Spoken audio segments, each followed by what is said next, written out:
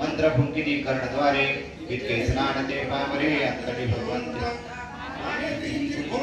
तोची गुरु सुलक्षण तेरे चिरे गावे शरण आत्यादरी मुखे अद्वैत वर्णनी भक्ता परी दर्शन का ऐसे गुरुचे सार्थकता होणार नाही जैसा निर्गुणी ऐसे जमणे कैवाय कृतबुद्धीचा जय झालाच नाही निरूपणी सामर्थ्य सिद्धी सर्व होता दुराशा